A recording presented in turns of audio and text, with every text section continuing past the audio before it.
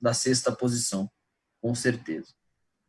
Bom, e no meio disso tudo, a gente tem como um dos grandes dramas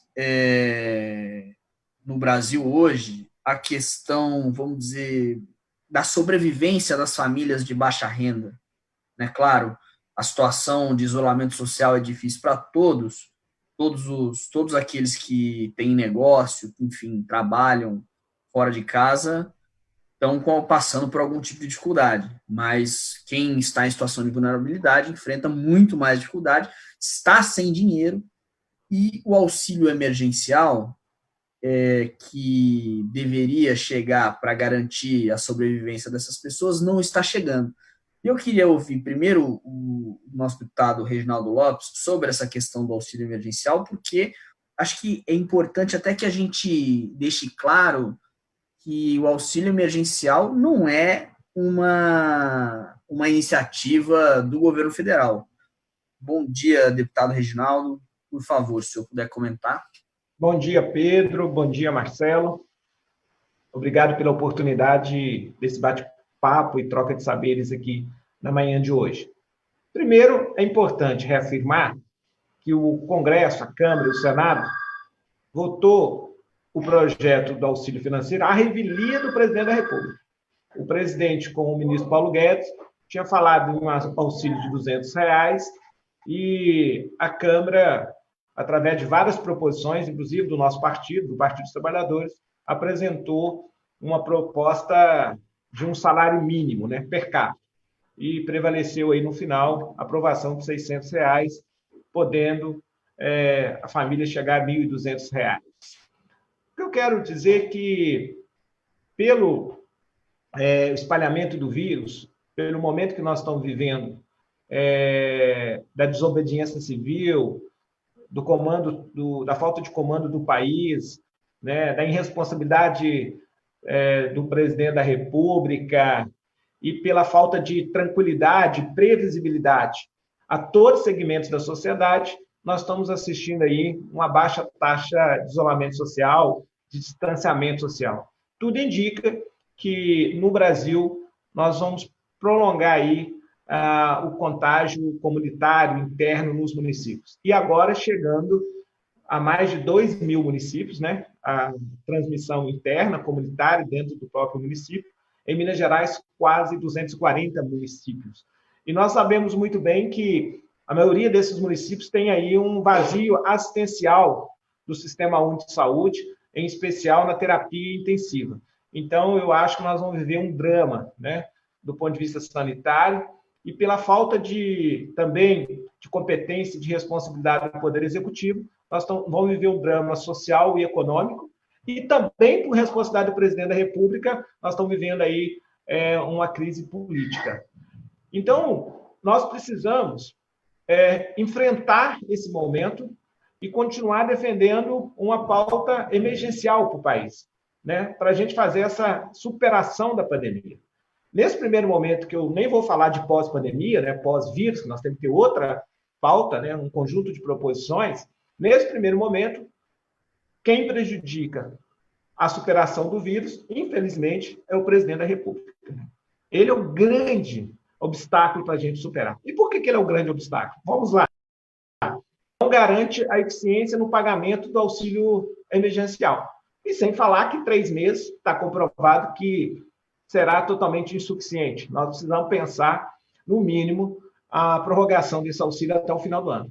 E para o ano seguinte, aí entra nas medidas de pós-pandemia, transformar, talvez, esse auxílio numa renda universal e ampliar e focalizar para os mais pobres o Bolsa Família, que eu acho que deveria ampliar o valor e também ampliar os beneficiários. Ponto. Segundo, é dar tranquilidade a quem está na ponta exercendo o enfrentamento à pandemia, que é dar tranquilidade às receitas dos gestores municipais e governadores. O projeto do Senado é medíocre, insuficiente, chantagista. É uma vergonha. Daqui 3 meses, 2 meses e pouco, 3 no máximo, os governadores não terão recurso, na ampla maioria, para pagar salário dos servidores e também para manter as políticas sociais, políticas de saúde, educação, bom funcionamento, para não entrar em colapso. também ocorrerá com os municípios. Municípios maiores terão muitas dificuldades, porque vai perder receita. Terceiro, olha para você ver que loucura. Quem defende economia faz a falsa polêmica em economia e saúde, também não dá nenhuma tranquilidade, nenhuma previsibilidade ao setor das empresas. As empresas, e em especial os trabalhadores formais. Não tem nenhum projeto para a microempresa. A micro e a pequena empresa são responsáveis por 70% dos trabalhadores formais do Brasil. São aproximadamente 38 milhões de brasileiros e brasileiras. Ou seja, a medida provisória 936 é medíocre, insuficiente, diminui, né, salário no momento de crise, né? Crise na economia real, de produção de bens e serviços, na produção de riqueza. Também o governo é extremamente irresponsável, incompetente e, por último, não tem dinheiro na saúde.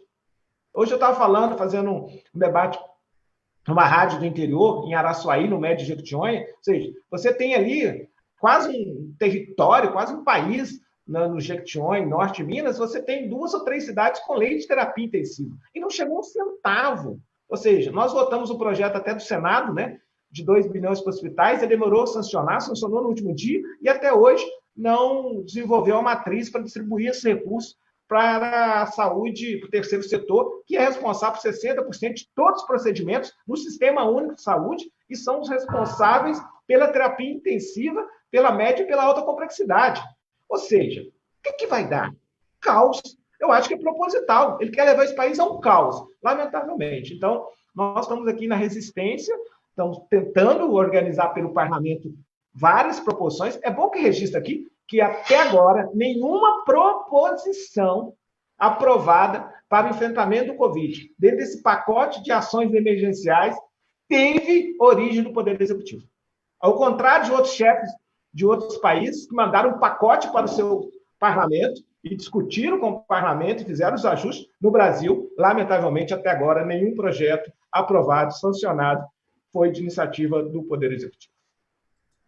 Bom, o deputado fez aqui para a gente um apanhado geral da situação, muito válido. Manzano, eu gostaria que você falasse para a gente, por favor, sobre o auxílio emergencial, do ponto de vista justamente qual é o efeito dele não chegar à população. A gente viu, inclusive, que, por exemplo, a revelia da lei, o governo não aprovou o auxílio para famílias de presidiários, enfim, é um dinheiro que não chega e realmente, aí como diz o deputado, parece que o Bolsonaro quer gerar o caos. Outro dia eu ouvi aqui de uma entrevistada que não é que é uma ausência de política, é uma política de desproteção, né? Nesse confronto entre economia e salvar vidas. Enfim, por favor, o seu comentário. Aproveitando o gancho, eu diria que é uma política de ausência, né? De produzir falta, né? É isso, infelizmente, um governo ultraliberal raciocina dessa forma. Não enxerga a necessidade das inter-relações que envolvem uma sociedade, envolvem uma economia, né? Não enxerga a interdependência dos indivíduos, das famílias, das empresas, né? E o preço que pagamos é altíssimo. Então, de fato, né, o governo tem sido muito tímido, para dizer pouco, né, em relação ao auxílio emergencial.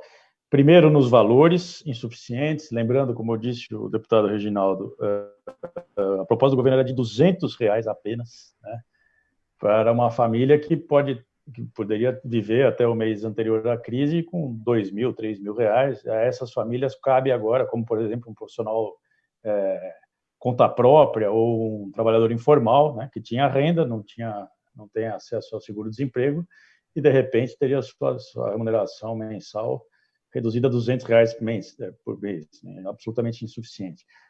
Os partidos de oposição conseguiram melhorar esse valor, mas ainda é pouco, né? E pior, o governo tem sido lento na distribuição desses recursos, no acesso, né?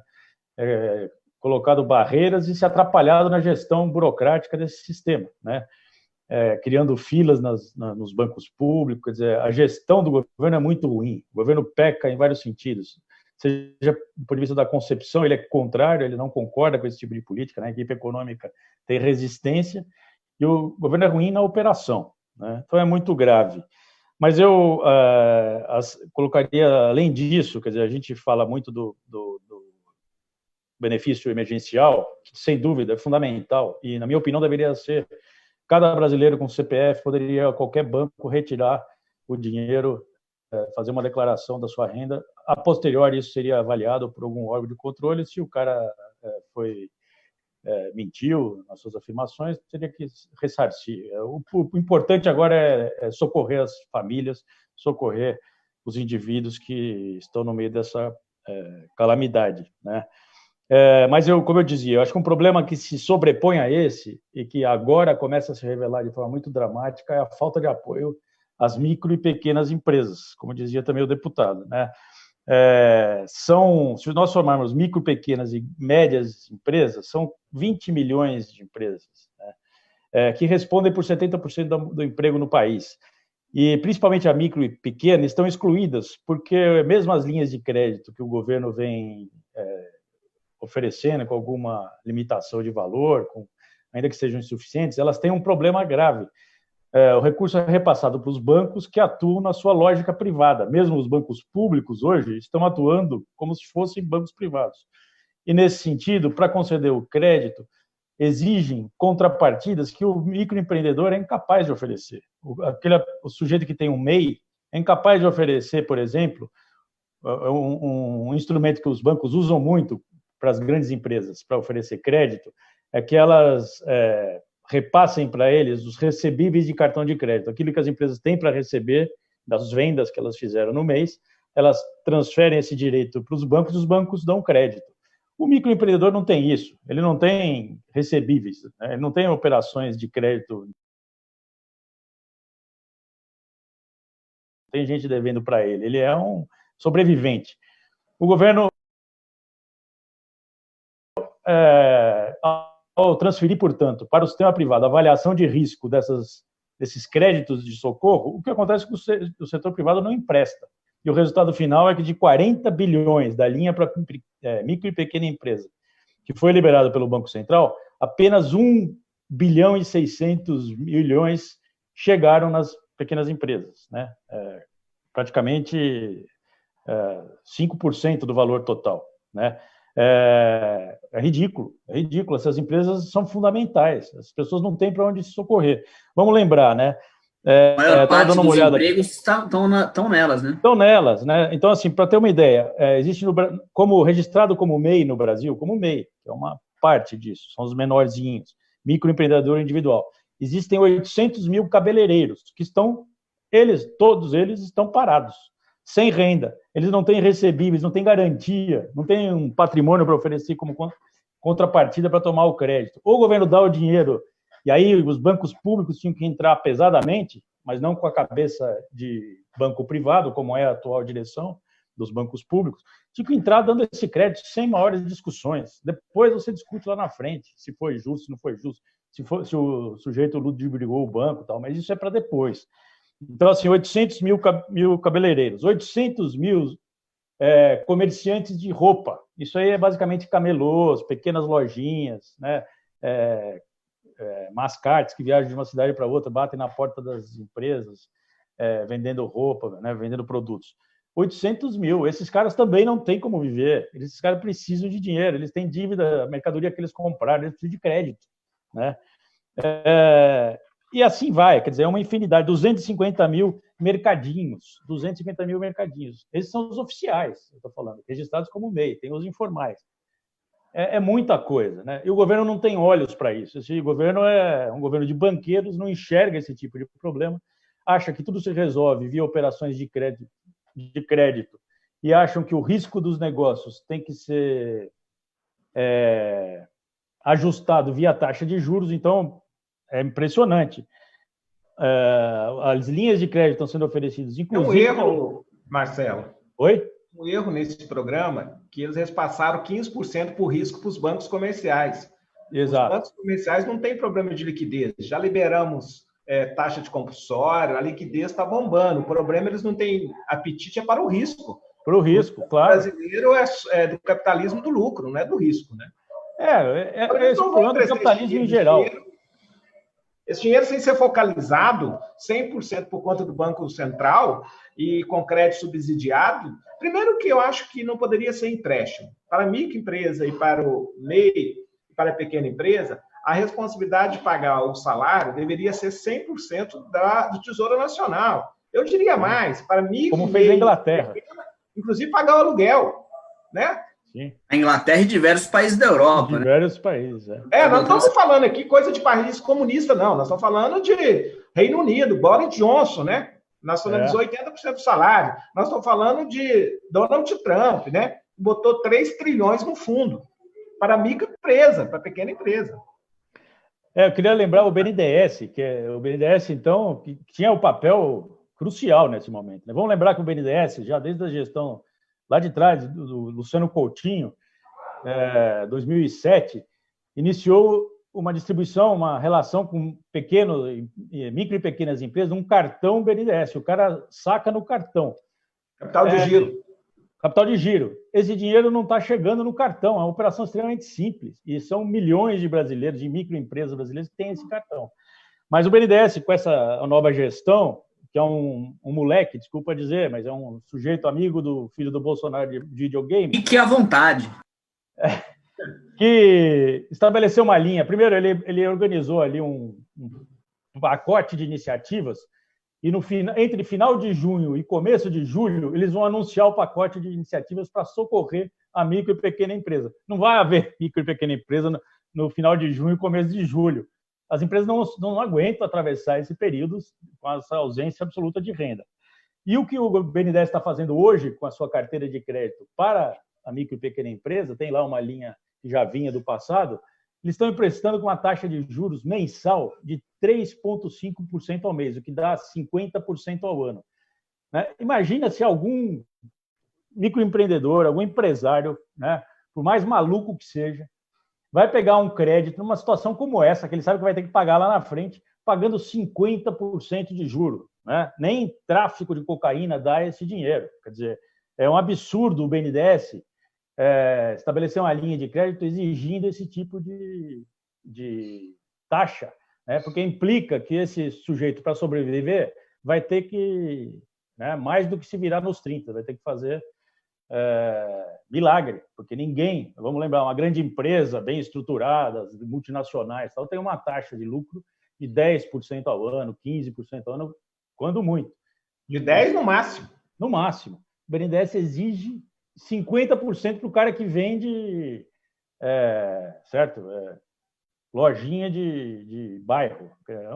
Absolutamente ridículo. Coisa de gente que não tem noção da realidade, né?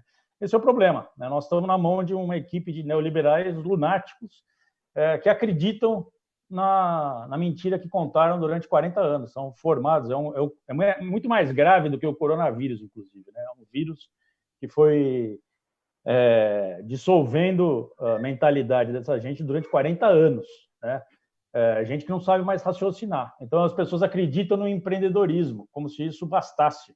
Como se alguém pudesse sair na rua e, a partir do seu esforço, superar essa crise por por seu mérito e sua boa vontade. Não percebe exatamente a inter-relação das pessoas, né? A inter-relação dos negócios. Do Partido Novo, dos ultraliberais, né? Só no Brasil que os ultraliberais são fundamentalistas, né? Fanáticos, né? Esse fanatismo deles, eles classificam os trabalhadores de aplicativos, né? Um jovem de 18 anos que deixa sua formação consistente, deixa de se integrar culturalmente ao seu século, ao século XXI, para ser explorado por uma empresa de aplicativo que não paga imposto no país, né? Está planejando tirar o dinheiro daqui em moedas criptografadas, ou seja,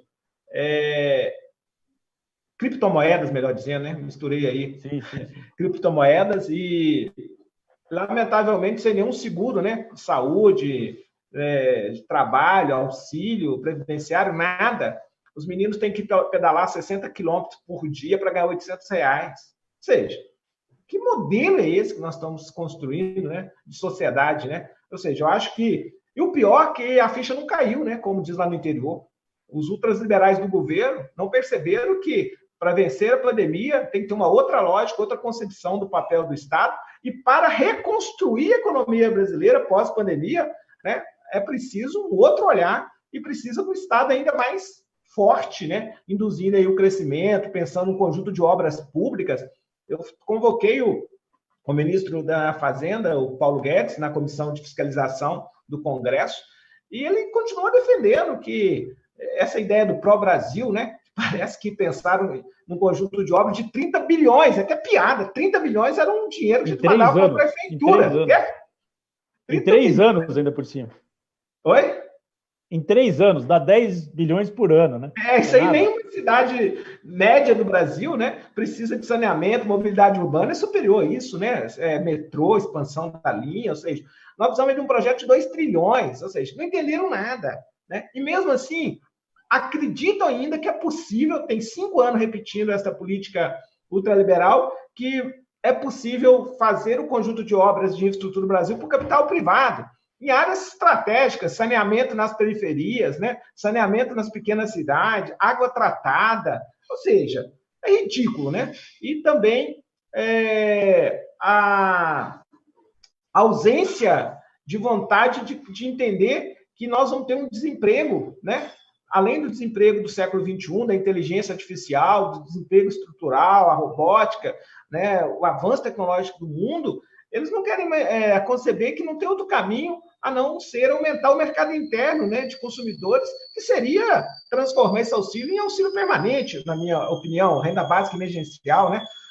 Essa semana não houve nenhum pagamento porque não tem papel moeda. Olha a competência do governo, papel moeda. Vou ser sincero, eu sou autor de um projeto que já levei muita crítica. Em 2015, eu apresentei um projeto, PL 48, 2015, para extinguir o papel moeda. Eu acho que no século XXI não tem razão do papel moeda. Inclusive, o papel moeda ajuda na contaminação do coronavírus. Poderia ser um cartão de crédito, as pessoas fazerem sem nenhuma cobrança na operação de débito, né? Eu apresentei isso no meu projeto, proibindo aquela taxa na operação de débito, que é uma vergonha, né?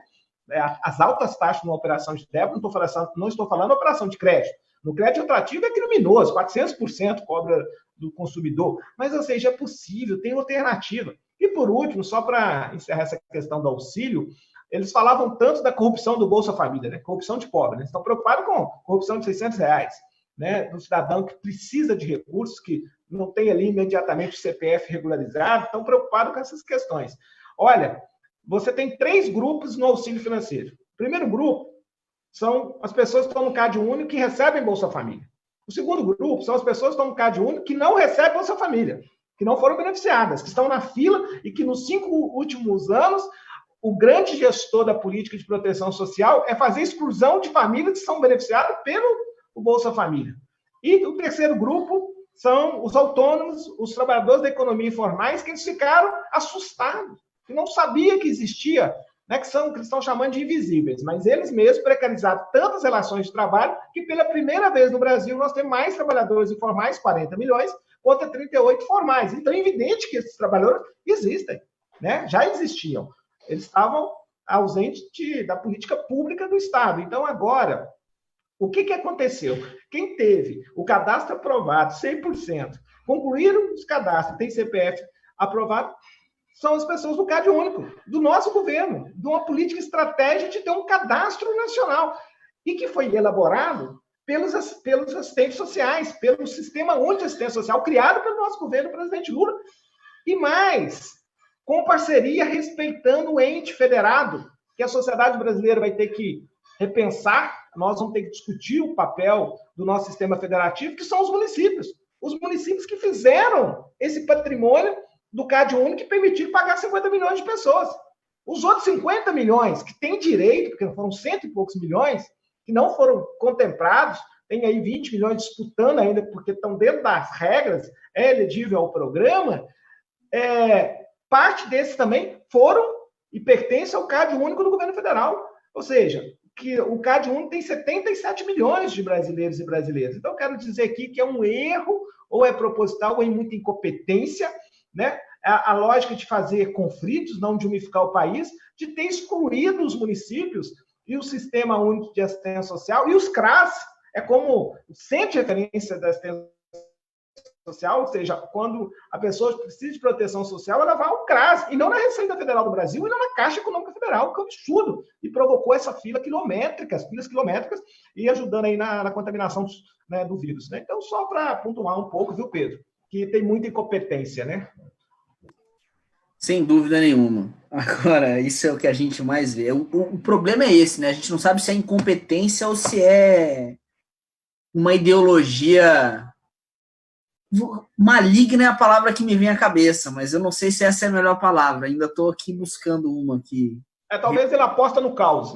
Acho que é isso. Aposta no caos, no caos para tentar uma luta ideológica, porque só no Brasil medidas de isolamento social é uma opção política, né? Quem defende a medida de isolamento social é de esquerda, quem é contra é de direita. Quem defende o cloroquina é de direita, quem não defende... É loucura esse governo, né? Gente, um governo extremamente fanático, não dá mais. É por isso que eu defendo o impeachment desse governo. Esse governo é o grande empecilho para a superação do vírus e deve ser depositado nele todas as mortes, lamentavelmente. Ele é o grande responsável. Né? E ainda editou agora uma medida provisória 966, a medida da impunidade. A medida que quer autorização para roubar e para matar. É uma vergonha. Uma coisa é a gente... E nós já demos, o parlamento já fez orçamento de guerra, nós já fizemos orçamento extraordinário, nós já alteramos a lei de responsabilidade fiscal, nós já demos todas as condições para ele agir. Uma coisa é autorização para agir. Outra coisa, ele editar uma medida provisória para matar ou para roubar. Então, é uma vergonha que nós estamos assistindo. É inaceitável, eu tenho perdido a paciência com quem ainda defende esse governo Bolsonaro. Queria aproveitar aqui, a gente falou do auxílio e falou já também da questão das micro e pequenas empresas. O secretário nacional do Tesouro, Mansueto, nesse programa de financiamento, vamos dizer, para folha de pagamento das empresas, ele agora está dizendo que o governo estuda mudanças porque o que está, vamos dizer, fazendo com que tenha baixa adesão, apesar do dinheiro do governo, as empresas vão acabar tendo que demitir. E o programa não permite que elas demitam. E agora o que o governo quer fazer é permitir que elas demitam, mesmo pegando dinheiro público. Absurdo, né? O que você acha disso? Olha, não, então, mais uma vez, né, a ideologia primitiva, né, em todos os aspectos, em todos os atos deles, isso se revela. Aí, mais uma vez, eu acho que o governo comete um equívoco grave, que é não entender a profundidade da crise. O governo não acredita, não consegue se dar conta que esse mergulho da economia tem impactos estruturais ou no médio prazo, né? A economia não se vai voltar ao normal em setembro, não voltará ao normal. Até porque, como o governo não age, não faz os gastos anticíclicos que seriam fundamentais, não há impulso, não há da onde né, a economia encontrar forças para se recuperar num horizonte aí de, né, vamos torcer que o mínimo de um ano, mas é muito difícil, a economia não se recupera. Né? Isso nunca aconteceu na história, a economia não se recupera sozinha, de um buraco desse que a gente está entrando. Como esses caras não enxergam isso, não estudam história, vivem no mundo de fantasia da sua teoria econômica simplista, eles não adotam instrumentos de socorro que são suficientemente fortes para manter as empresas funcionando. Então, eles acreditam que daqui a 3 meses as empresas perderão o benefício do governo e poderão voltar a funcionar. Já vi o Paulo Guedes falando isso claramente. As empresas voltam a funcionar, a sua estrutura está preservada, as máquinas ficaram ali bem guardadas, não há nenhuma deterioração física, portanto, tudo volta ao normal. Né? Loucura, absolutamente loucura. Porque vai haver uma falência, não está vendo já, falência, quando as empresas falem, elas não pagam seus compromissos financeiros, isso afeta o sistema de crédito, os bancos, né? O sistema bancário, com medo desse processo, freia a concessão de novos créditos, então você não consegue sair da crise porque ninguém aposta na recuperação. Né? Ou o governo age, ou não há recuperação. Eu até tenho participado de alguns debates e o pessoal fica discutindo, será que o neoliberalismo vai voltar com outra cara no final da crise e tal? Eu acho o seguinte, o neoliberalismo não tem chance de voltar porque ele é inviável. Ele não oferece nada, nenhuma solução para a economia se recuperar. A recuperação será ou com o apoio do Estado forte ou com o apoio do Estado forte. Não temos uma terceira alternativa. E aí, o que a gente tem que lutar é para que seja um Estado democrático, um Estado que haja de acordo com os interesses da maioria, que esse retorno do Estado seja com políticas sociais, com garantia de bem-estar social, e que não seja um Estado autoritário, centralizado, que leve a condução da economia para tornar os ricos ainda mais ricos, para apoiar o sistema financeiro em detrimento do sistema produtivo. Acho que essa é a discussão. Agora, o neoliberalismo não vai funcionar. Então, lamento, seu Monsueto, né? Está equivocado. A equipe econômica do Paulo Guedes inteirinha pensa assim, acredita que a recuperação virá pela livre e espontânea força da livre iniciativa, né? Do empreendedorismo, da capacidade empreendedora do empresariado. Isso não é suficiente, né? É fundamental que alguém garanta a demanda, e só o Estado é capaz de fazer isso num momento como esse. Eu vou passar para o deputado Reginaldo. Agora, deputado, eu queria que o senhor, a partir do que o Marcelo falou para a gente, comentasse também um pouco, porque a gente tem falado, eu tenho ouvido muitas pessoas dizerem sobre essa, vamos dizer, fraqueza do neoliberalismo nesse momento, mas eu acho que essa é uma questão assim que está clara muito para nós, muito para a esquerda. Eu fico um pouco ainda preocupado com como é que a população enxerga as instituições e o funcionamento e a relação do Estado com elas, porque, por exemplo, eu que acompanho telejornais e jornais impressos diariamente, o tempo todo, vejo que na fragmentação ali desses noticiários, principalmente do noticiário econômico, não há a presença de uma lógica ativa que não seja essa do governo federal.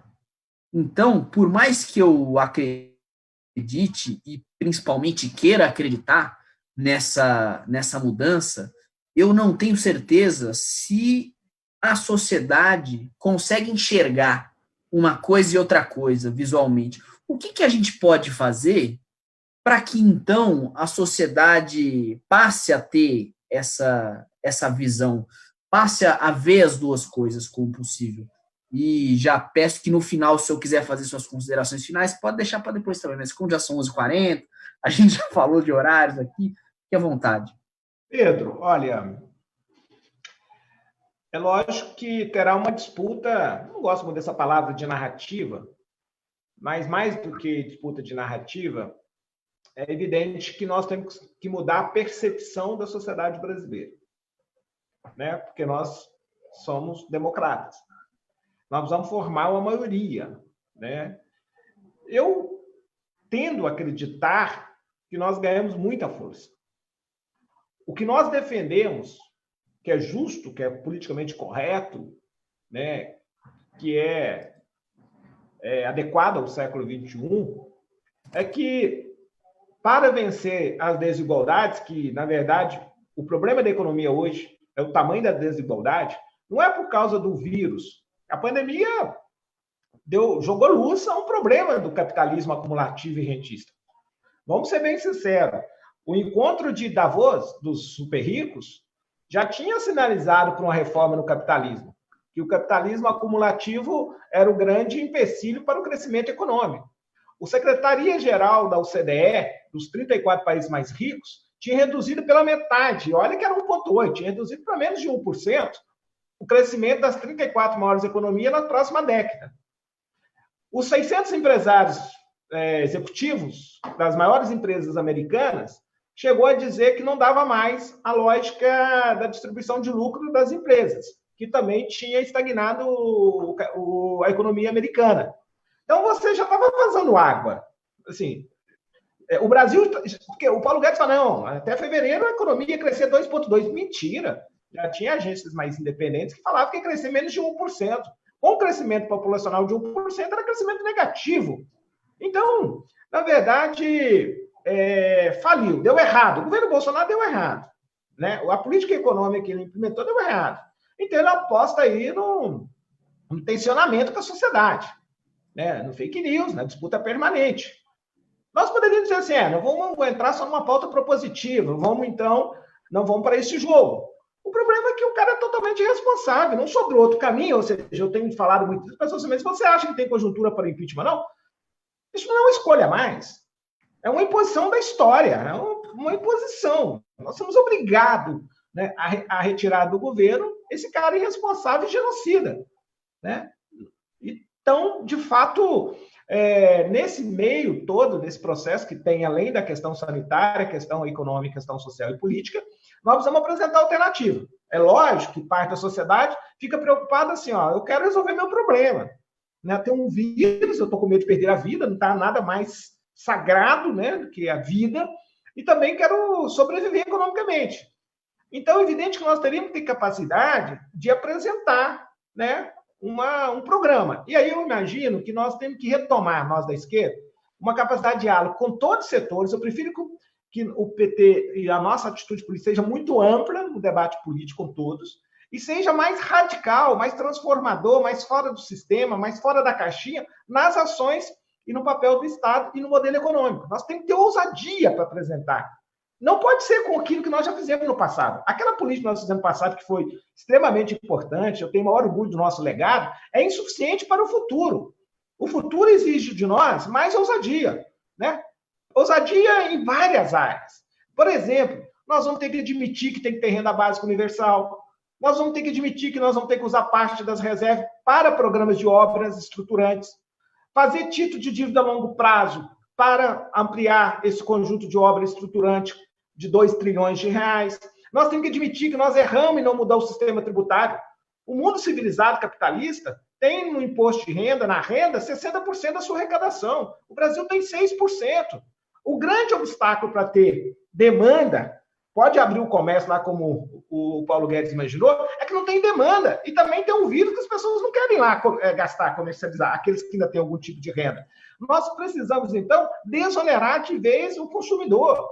Os impostos diretos e regressivos, não podemos mais concordar. Nós tributamos mal. Nós não temos uma carga tributária alta. A nossa carga tributária é 32%. Na OCDE é 40%. O problema é que nós concentramos a metade do imposto no imposto indireto, no imposto sobre o consumo. Quem paga são os pobres. Quem ganha R$1.000 tem R$500 roubado por mês num sistema injusto de 50%. E os mais ricos, se receber lucros de dividendo, não paga nada de imposto de renda. O patrimônio, a fortuna, o sistema financeiro, nós também temos que enfrentar o sistema financeiro. Tem uma redução que é positiva na taxa Selic, a mãe de todas as taxas, mas não chegou no crédito rotativo. Não podemos mais aceitar 64 milhões de brasileiros inadimplentes e sendo roubado e preso no juro composto. O Einstein dizia que a oitava maravilha é o juro composto, trabalhando para a pessoa, não trabalhando contra ela. Né? Hoje o juro composto trabalha contra 64 milhões de brasileiros e brasileiras, trabalha contra os hospitais, o SUS subfinanciou os hospitais são inadimplentes e estão no sistema financeiro. Os entes federados, olha que loucura, Marcelo, os entes federados, 27 estados, são agiotados pela União, porque o Fernando Henrique isentou o imposto de ICMS na exportação. Então, os estados primários exportadores que vivem de proteína animal, proteína vegetal e minério, que é isso que o Brasil tem e que produz, porque nós desindustrializamos o Brasil, é proibido de cobrar imposto. Então, o empresário brasileiro é melhor ser exportador do setor primário do que ser um industrial. Então, a política de reindustrialização do país precisa ser recolocada e tem que mexer no sistema tributário. Então, essa questão que os intelectuais da direita, alguns tributarista, fez uma fala bonita, que muitos gostam de repetir, que não se tributa, não vende imposto, vende produtos, mas se o país é uma economia primária, vai virar uma colônia primária exportadora, você não precisa mais ter dominação política, uma economia industrializada domina pelo sistema tributário. Eu acho que o PT precisa usar nesse conjunto de proposições que eu estou dizendo aqui, e formar uma maioria na sociedade e vencer as eleições em 2022. É isso que eu imagino. Eu acho que é possível, mas com mais ousadia. Nada de política de conciliação macroeconômica. Não há espaço para ganha-ganha. O andar de cima tem que largar de ganhar para o andar de baixo subir um degrau. Senão, não tem dinheiro. E não ter dinheiro acaba com qualquer popularidade, seja de governo de esquerda ou de direita. Quando você está no governo, você precisa ter verbo. E se tiver a verba, e se tiver o verbo bem colocado, ganha mais popularidade. Mas só o verbo perde popularidade se não tiver verba para fazer as mudanças sociais e fazer a proteção social e o combate da desigualdade que o povo espera. Muito obrigado, deputado. Marcelo, por favor. Só me despedir aqui do deputado, de você, Pedro, dos que nos ouvem. Concordo plenamente com as palavras do deputado, é isso mesmo, ele falou muito bem. Acho que essa questão, nós temos que ter uma amplitude na nosso espectro político de alianças contra esse governo ultraliberal e fascista, né?